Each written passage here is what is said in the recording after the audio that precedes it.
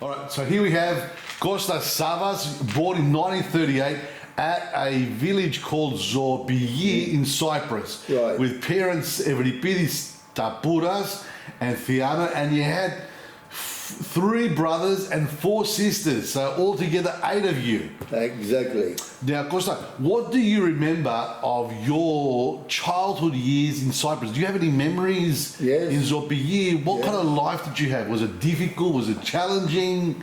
I was at 6 years old when I went to school. We used to have goats and donkeys, which we had to take to feed them out in the fields, right? And the other one, the worst part about it was every Christmas we used to have a pig, and we used to cut it up, right? And my grandmother, she was an unreal woman. She used to cook cut it up, the pig, right? In the winter time, in Christmas in Cyprus at that time, it was, winter, snow, about 3 feet, 2 feet high. And we used to go as a kid with a basket, go up the hill. There was a big bloody tree, about 2 people to put their arms around it. And we used to get valanya. That were something that for the pigs to eat. And sometimes we had to dig the snow to get the valanya. And that was bloody cold. And I was only 6 years old. As soon as we finished that, I had to go to school. If I was late, I used to get the cane. And the cane in those days, they used to cut the bloody pomegranate. You know, the chloro, not the dry one. And that hurt, mate. That hurt. So your family lived an agricultural life. They were farmers. Yeah, They were farmers. Yeah. The only thing they buy in those days was clothes. That's all. Nothing else. Everything you can think of, from oil. So everything was bartering. You know, you give me some of this, I'll give you some of that. Mate, what can I say? We used to have a lot of pervolia, pulegunde, you know, what do you call them? Fields. Oh, little ones, not a very, like what you see here in the farms, you know. And we used to have everything, you name it, potatoes, onions, you name it. Everything we had, we grew the damn things. So tell me, the war finishes in 1945, and it's not many years after that Euripides makes a decision to come to Australia in 1950. That's right, 1949. Now, what came over him? How did he think of Australia? Why did he go to Canada? Why didn't he go to America? Why didn't he go anywhere? Why did he come to Australia? Why didn't he go to Britain, for example? No, because one of the old people in the village, he came just before the Second World War. And the word got around that it's a very good country, easy money, blah, blah, blah, blah. And that's when the old men decided to come to Australia. And the thing is, all the Cypriots belong to the British colony, right? Commonwealth, yes. And all the European countries, they were coming to Australia free of charge of,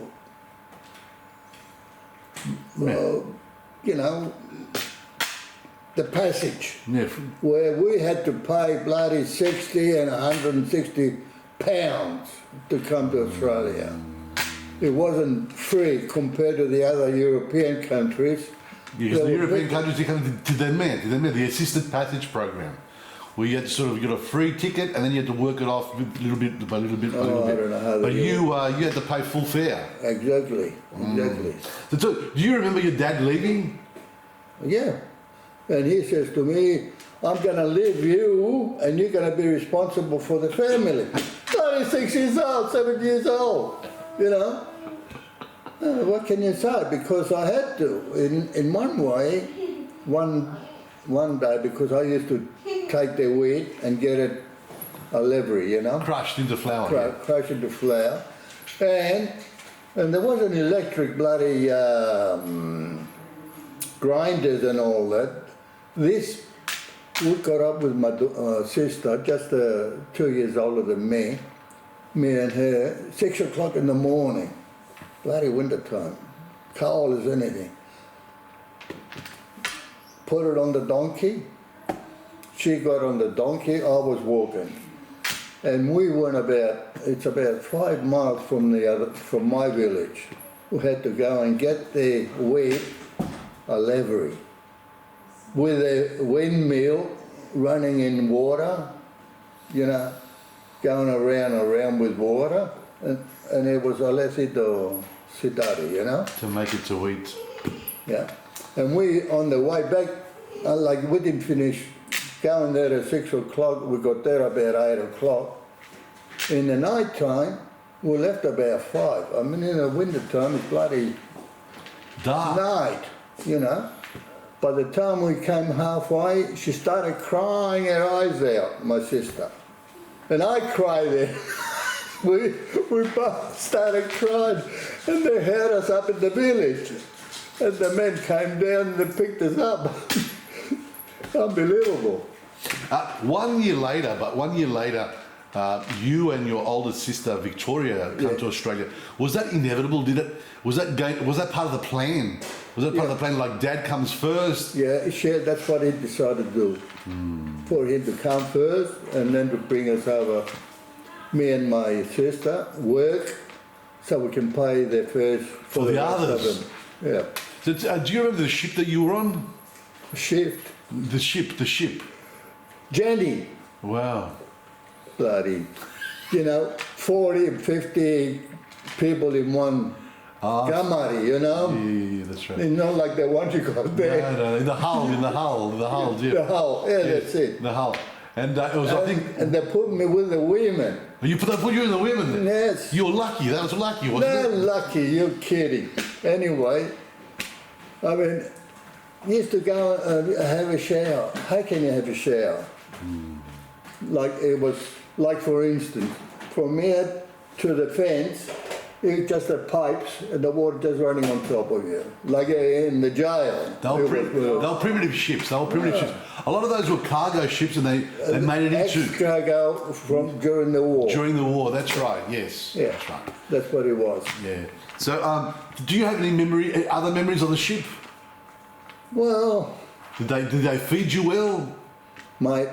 I can't remember, to be quite honest with you. All I care about was that I was eating, and I never complained. I don't know what it went. So did you disembark in Melbourne? Yes, we had to stay in Melbourne because the government wouldn't let the ship come to Sydney. Oh. They what do you call it? Yeah, that's right. I think you're telling me that Dad came all the way from Sydney to pick you up. Yep, on a train. And he didn't speak English. Yes, no, that's it. Please, thank you. That's it. All he knew. But he got there. He's a smart man here. So you took the train to Sydney. Tell me something. What were your first impressions when you came to, it's one thing to live in Zoopygi, and then you come to Sydney. What were your first impressions? Of what? Sydney, Australia. Like, what do you remember? Like, what's something that stands out? What was something strange or different? Or everything was strange. There's buildings, trams, and all that. I mean, something I've never seen before. Different altogether. Very, very different altogether. And you're telling me that your dad found you a job straight away? Straight away. Not kidding, mate. After the union men told me to get out from St James Station, Milpa, because you were too young. I was too young, yeah. I was not even over the bloody counter. It was in those days, because it's a milk bar, the milk bar. Found me a job at Redfern, there used to be a cinema in Redfern, just off the station. Was that a Greek fellow. The Lawson Theatre? Yeah. Next to it, there was a milk bar, so he got me a job there. And I was working there after school. Oh, so you went to school too? Oh, yeah. I went to school. The first one I went to was Crown Street Public School. And the thing with the public school was like this. You come in the door from the front, and when you finish in the night, in the afternoon, you get it from the back street. And when you get on the back street, the boys were waiting for me to beat me up. To beat you up? Yeah, yeah. Why? Because I was a day girl. Oh, so these are the Australian kids? Yeah, and their mothers, they clap and they cheer them up to beat me up. I was in blood and everything. I used to go home, and my sister, when she came in the night time, because she was working, she had to take all my clothes because there were all blood all over me. I walk all the way from Crown Street right down to bloody near Liverpool Street in Palmer Street. Because you were living in Palmer Street, I think you were saying. I was living in Palmer Street. A lot of Greeks then, back then. And the thing is, on the corner of Palmer Street and Liverpool Street, it was a pro. It was full of, it's all the prostitutes. Prostitutes. And I could see from my window down on the back, and I can see people walking up and down. Anyway, I asked one of the boys one day, days after, to find out what it was all about, and he told me, but still didn't know what the prostitute was. You're a kid. You're a child. Yeah. I said, oh, what about if we go and have a look? No, he says, we're not allowed to go. You know, I was what, bloody 6, 7 years old. So you balanced life going to school, and then after school you'd go work. Yeah. That was the expectation. After I left, it only lasted 6 months at Crown Street, and then they transferred me to Burke Street High School. Wow. Right, and the school, half of it's all brick in the middle, half are girls, and the other were boys. They weren't mixed. And there were 3 other boys, 2 Gibré and another Greek fellow. And we're the kings then. We weren't frightened of the Aussies. They can, they're trying to beat us up and all that, but we gave them. But that's how it is as a migrant child. You you gravitate, you move towards your own Exactly, people. Because there was only one kid in Crown Street. I will never forget the bastard. I said to him, "Hey, pesmu, τι να πω του δασκάλου, I want to go to the toilet." Θέλω να, μου λένε, μην μου μιλάς, γιατί θα μαζέρουνε. Oh, well, that's so sad, but just one Greek kid in the school, and he wouldn't talk to me because he was frightened they were going to beat him up. That's so sad. That's sad. That's sad. That's sad. That's the way it was, mate. It was terrible. So tell me, did you finish high school in Burke Street? In Burke Street, I finished it was a good school. I learned a bit. I might, the rock and horse. I made some of that, and I gave it to my sister's daughter. And she had it not so long ago. Wow. Timber, So for woodwork, the like woodwork, the subject, the woodwork, That was beautiful, like painted and everything. So I mean, as a teenager, what were you thinking? What were your dreams? What did you want to do? I want to go to the movies, but I couldn't go because I was working in the afternoon. Every afternoon, I used to walk from Burke Street to Victoria Street in King's Cross. At the back of King's Cross, there was in those days there were corner shops, and I was working there. And by 5 o'clock, I had to put all the bloody shutters up so you wouldn't sell groceries. That's right. Yes. You wouldn't sell the groceries, and you were only allowed to sell a packet of cigarettes, 1 packet a week, whatever it was, and half a piece of butter. Different laws. There were different laws back then. Very different. Yeah, it was because it was after the war, and they didn't have enough things to. I don't know. That's the way they had it. Like we had to close up. Your friends, let's say socially, what did you do socially apart from work, school? Did you sort of go out? Did you go to the football? Did you go to the rugby league? Were you rugby league fans? No?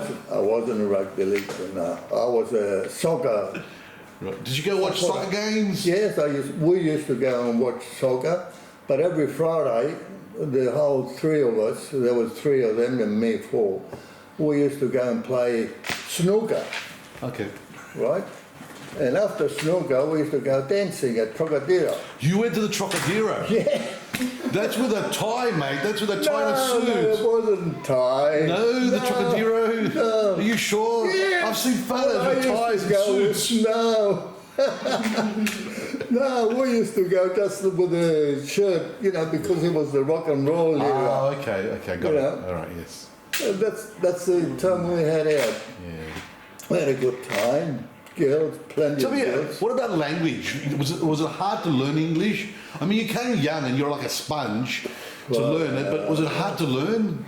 I don't know, I just can't place myself. How did I learn to speak? Yeah. And you know how you said you came out with your sister? Did the whole family come out? Slowly? Slowly. Yes. After me, there was my mother. I didn't have my mother for 4 years. Yeah. And then she came with another two Siblings? And then in 1956, that's when the others all came. And we used to live in Cathedral Street in Redfern. A lot of Greek and Cypriots in Redfern at the time. Yeah. Yeah, the old man bought a house. Yeah. Rough area, but still working class It was area. all right. It was good. Yeah. We managed it. So after high school, what do you do? What did you do? Did you do a trade? Did you work in shops? No. After school, my old man wanted me to be a fitter and turner because his brother, he was a fitter and turner. So I went to Tech College. for 4 years. I finished that. I was the #1 boy. And back then it was easy to find work. Easy, very easy. It was easy, especially if you're a professional. And what was your first real job? Not in the milk bars and the takeaways. Yeah. What was your real job? Your first real job? Where was it? That was when I started my apprenticeship. And Was it a big company? Was it a big? well, I wouldn't say it was a big because the old man used to run it with his two sons, put it that way. And we're the first ones built Victa mowers. We used to do the cylinder and the pistons. And Victa mowers. That was the first ones ever made. We made them. Like the And where was the factory at then? The Victor. Buckingham Street, on the corner of Little Buckingham Street they call it, and Devonshire Street. That was right here on the big place. It was.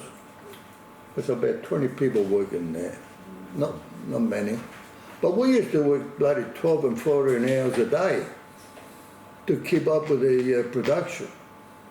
And Saturday and Sunday if you wanted. That's how busy you were. Yeah. But when I was with my apprenticeship going there, like on Saturday I used to work at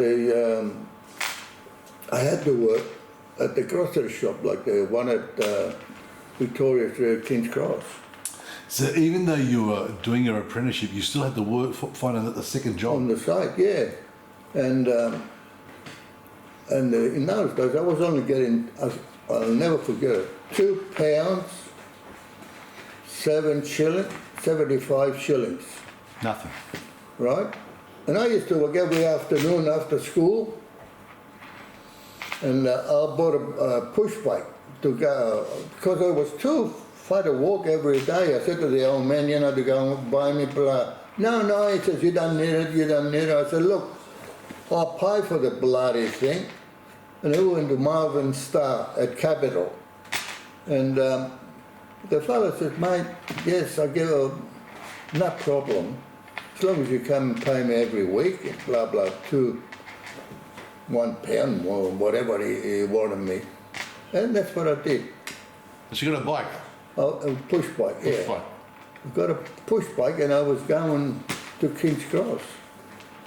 Doesn't matter if it was raining or shine or rain or... How about the family? The family, because like, did they go to the Cypriot dances with the Cypriot? Every Saturday night. Every Saturday night, huh? Yeah, there used to be Atlas. Oh, the Atlas Club. The Atlas Club, that's it, yeah. And most of the weddings, they were held at Russian Club in George Street. Wow. Yeah. They were the two most popular clubs we used to go to. And did your parents feel as if they belonged with the Cypriots, like with the Greeks? Oh yeah, yeah. It's yeah. where they could sort of exchange views and everything. Yeah. It was somewhere to go, somewhere, a meeting point, you know. Yeah, because they speak the same language, and then you, oh yeah, kumbara, yeah, kumbara, yeah. Oh, you know. Okay, all right. So, as a young adult, do you stay with your trade as a fiddler returner? Yes. And did you move on from Victa? Oh yes. After I finished my apprenticeship, about 6 months after, I decided to move so I could get more experience. So I went and worked at the glass factory. You went to the glass factory? As a fiddler and turner. Wow. Right? I was only there for 2 weeks and I couldn't stand it because it was so dusty. Ah, yeah. My eyes. Every day I had to go and put bloody Eye drops. And I said, no, that's no good. So I left from there and I went to Garden Island. Beautiful. Garden Island? Yes. I went there and the boss came around and he gave me a job to do, so I done it. And he says, how did you do that? What sort of sandpaper did you use? Because it was such a... I said, I didn't use any sandpaper. I said, it was the tip tool that I used to cut it up, the steel. Anyway, he took it to his boss, and the boss came around. He says, Con, tell us now honestly, what sort of sandpaper do you use? And I said, I didn't use any sandpaper. I just used my tool. I knew how to cut my tool, I said, to make it so perfect, because you had to make it perfect because bearings go in, you know? And he said, mate, it's a beautiful job. He said it to me. And you know what, ever since, I used to work overtime every night and every Saturday. And there was a fellow, the Greek fellow, he was working there for 10 years. And he wouldn't, he never gave him many overtimes. They gave him overtime only once a week, never on Saturday. But I was getting everything I wanted. I was that good. I was that good that I'll explain to you. You know the shop, they got the propellers, the big propellers, and I used to sit on the chair on the lathe. It was that big. I used to sit on it, and I can see what to cut it and everything. Wow. And that was So did the other workers respect? no, they didn't like me much. No? No, especially the Greeks. Cinemas κάνεις ρεζίλι. Λέω, τι έπαθε, why? Μου λέει, εγώ έχει 10 χρόνια που δουλεύω και μια φορά την εβδομάδα δουλεύω overtime. Εσύ είτε και δουλεύεις every night. Well, you left good first impressions. Yeah, that was it. That was it. How long were you at Garden Island? I was there for about 2 years. Wow. And then I decided to go to Cyprus. You decided to go to Cyprus? Yeah. Okay, so that must be what, 1960, early 1960? 63. 63. So tell me something. After you left in 1950, you go back after 13 years, you left as a child, you're going as an adult. What's your finding? How did you see Cyprus? How did you see Zoopygi? Was it different? Did you change? But before I went to Cyprus, I had to do my national service. I was in it for 2 years. Really? Yeah, 13th Field Regiment I was in. 2 years? Yeah. Wow. The first 6 months you had to be a full in Did you have to go? oh, well, I had to.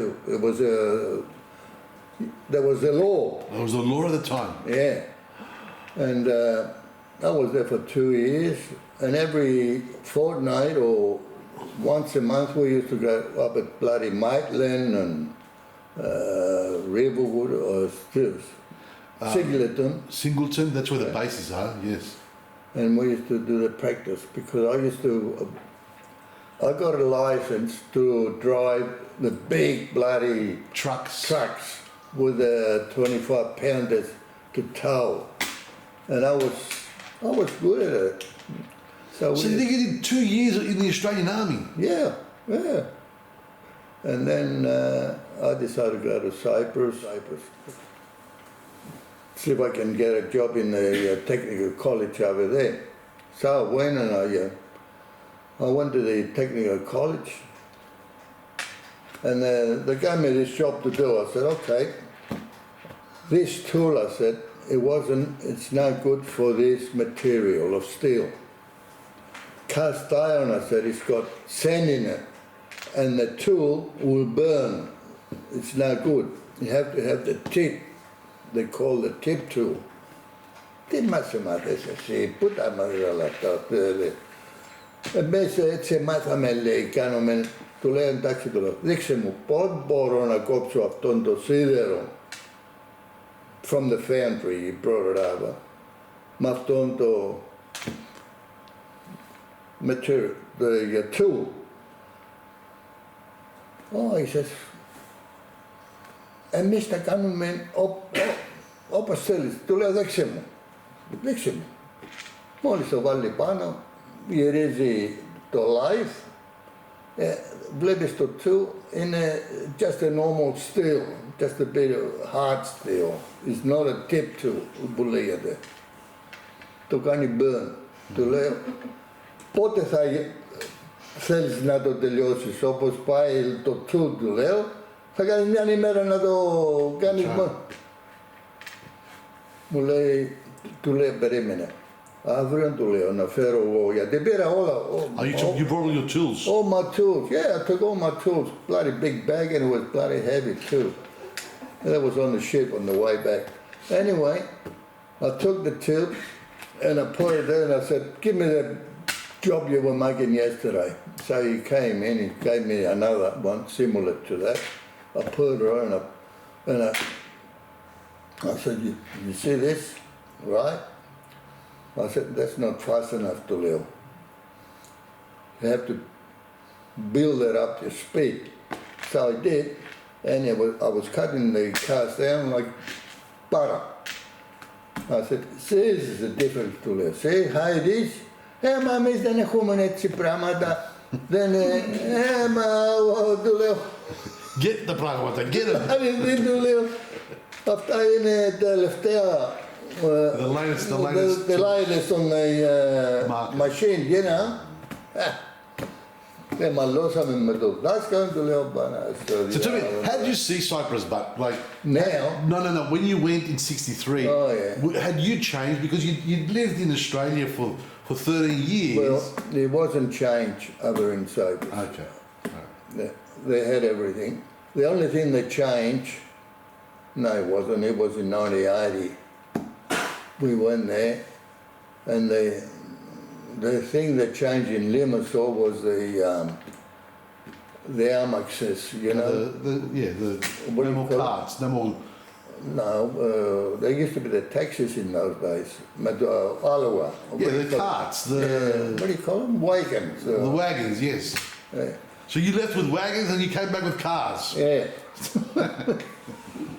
But we still had the donkeys up in the village. Okay, yeah, that's true. So I went last year in Cyprus.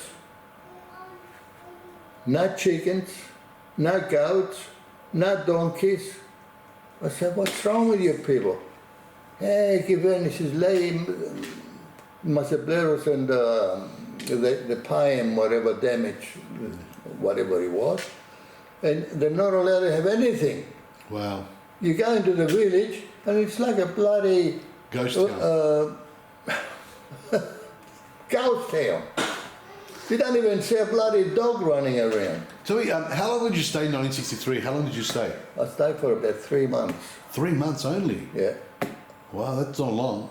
Well, that wasn't long enough because after I finished from the fellow in Limassol from the technical college, the people in Limassol, they have a church, right? And the Campanario, they were just about to fall off, and they had to fix it up.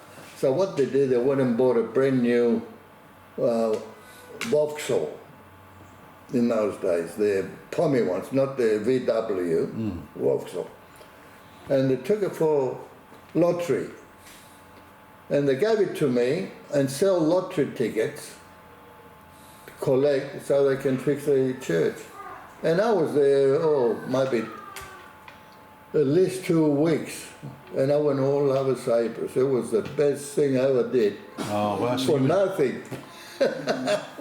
So you saw all of Cyprus? The whole lot. Everywhere from Apostolo Andrea right through all the Bafo and Garinia and all that. Yeah, all over the place. Morphu, mate, it was one of the best.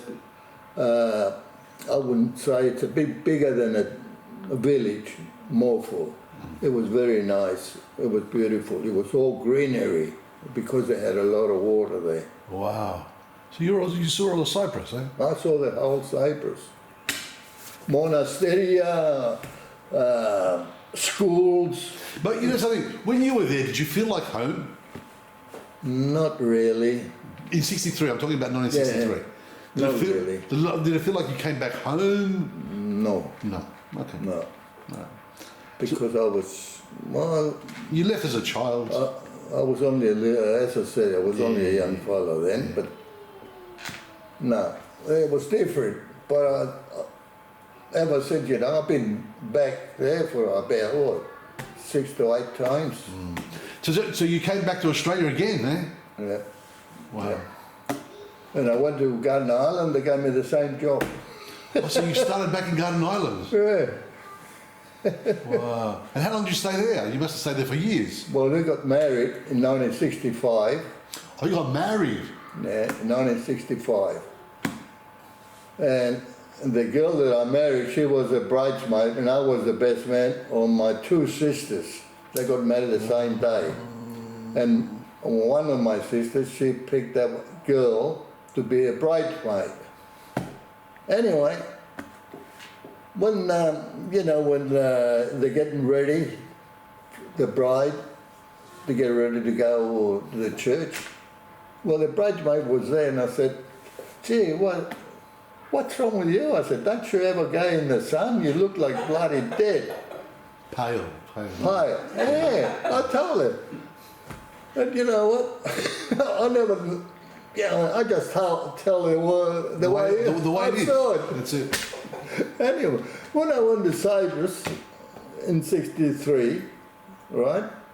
That was a wedding in 63. As soon as the wedding finished, I went to Cyprus. And my sister over there, when she saw the photo, she says, gee, that's a pretty girl. And I said, God, he did skeletos της λέω. You won't believe it. She was my wife. She became your for wife? 55 years. Wow. Well, so was it always going to be, can I ask you, was it always going to be a Cypriot girl or a Greek girl? Was it always going to be? Always. Always. Always. No question about it. No question about it, because I tell you what, my old man is still, he goes by the old tradition. Yeah. Ibrika. Everywhere we went to about 5, 6 girls. They were, because Gibrei, when they get mixed together, they're talking about pregas and blah blah blah blah. But everyone, because he had to drag me along to go and see the girl. I said, I'm not interested in girls. I'm not interested in getting married.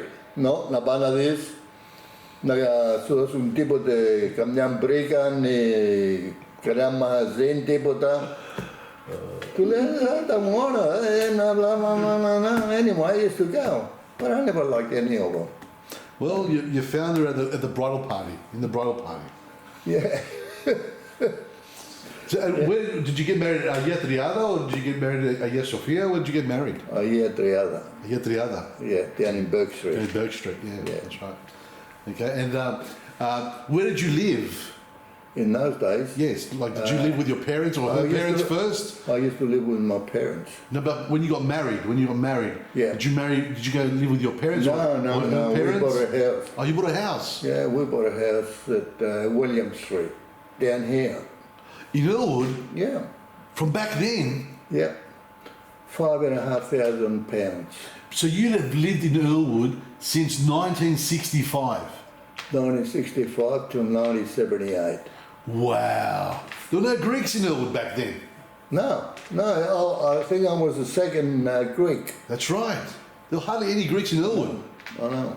But we never mixed with my wife. We never mixed with the Greek Cypriots because we didn't know any of them. The only ones we knew was the kids. Like when we were single, we used to go dancing, like parties and all that sort of thing, you know. But I don't know. I didn't like to marry anybody else. Well, that's right. You made the right choice. You made the right choice. So tell me, so you live in Earlwood. Earlwood back then was very, very different. Oh, it might. It was like a country town. Yeah, you know, when the agent, he came and picked us up because she used to live in Mascot, right? And he put us in the car to bring us. Yeah, I said, but we got to go out in the... That's right. In the sticks. No, Mulane, you know, good suburb, so drive on, bloody hell. I said, And back then it looked far, it seemed far away. Very far. And the trams, they used to cut in Earlwood where the shopping centre is. Okay. And they used to turn around there. And so tell me, how many children did you have? How many have I had? 3 girls. 3 girls. And 1 boy. Wow. So tell me, did both of you work, Yes. or did you work? Yes, And both of you both of worked. us. She used to work at Tip Top in the night time in the office, making the orders up and everything. So you balanced, like you worked during the day, she worked during the night. It was like Yeah. wow. And we still end up with 4 kids. Wow. And can I ask, how hard was it to balance work life and bringing up children? Nothing, no problem. Well, we can ask them. I mean, we were poor, but they didn't go hungry or not right now like the kids now. They got everything. They're spoiled rotten. They are. In those days, well, they couldn't get spoiled because we didn't have more than what we. Can I ask, from Earlwood, where did you buy your Greek products? If you wanted olive oil, where did you go? Olive oil. Let's say you wanted the olive oil or wanted something Greek or Greek Cypriot. Did you go back to Baveas in Paddington? No, there was a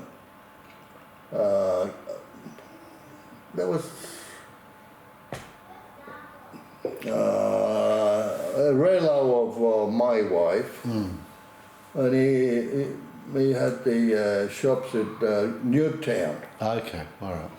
And we used to go and get a couple of things from there, like Elias and... olives and all that. Because Newtown back then had Greeks. Yeah, well, it was all Newtown Greek. it was all Greek back then, yeah, I know. Yeah. Newtown. In the 60s, early 60s, yeah. Before Marrickville. And then when Marrickville came round, And then, the Greeks... Originally they were down Palmer Street, right down to Woolloomooloo. Yep. And then they moved gradually to Redfern. From Redfern, they went to Newtown, and then they spread it everywhere. Yeah. And some went to the east side, like Kensington, Kingsford, that way. There. Anyway. Well, that was... Tell me, did you send your daughters and your son to Greek school when they were growing up? No. No Greek school? No Greek school. And for example, your church, where was your church? Hagia Sophia. Oh, you went to Hagia Sophia? Yeah. Wow, that was your church, that's where you went? Well, that's where we used to go, every Easter. Every Easter. And tell me, Not in the when we got married. We used to go to not with Belmore. Belmore. The one there. And tell me, for example, Easter and New Year, did the family all get together? Like your, Yes. so that was a tradition for the family to get together while your parents were still alive, and all the siblings and all their kids. We used to get together. It was a real family tradition in those days. So can I ask, how did you as a couple give your Greek Cypriot traditions to your kids? I told them from the beginning how to make flowerness. Right? Now I tell my grandchildren how to make flowerness. Oh, do you? Yeah, we're gonna make it next week. Wow. Yeah. And she's a good cook, isn't she? Yeah, Mum was great. And okay, so and tell me something. Did you speak to your kids in did you teach them the dialect, the Cypriot dialect? Sometimes. Yeah. Of course. Can I ask you one question? How do you look back on your life? Do you think? Did you have a good life? Was it a tough life? Was it a tough life where you came good? How do you look back on your life? It was tough, but coming good. But it's been 9 years now that she left me. That's been hard. But I don't show it, do I? Well, only you know that. But I know it. You know it. That's right. And can I ask you one more question? Now, you've lived in Australia since 1951. One. Right? So you've been here almost 73 years, you know what I mean? Who is Kostas? Is Kostas Australian? Is Kostas Cypriot? What is he? Who is he? Cypriot. Cypriot? You've lived your life here, but... Doesn't matter. Doesn't matter? No. I don't know. Don't ask me. I don't know. I'll never be an Australian because I'm not an Australian. My religion, everything, it's all Cypriot. How can I say I'm not? You know? That's right. All right. Thank you very much for your time, Kostas. Thank you. Well, I hope I haven't been much of a headache. No.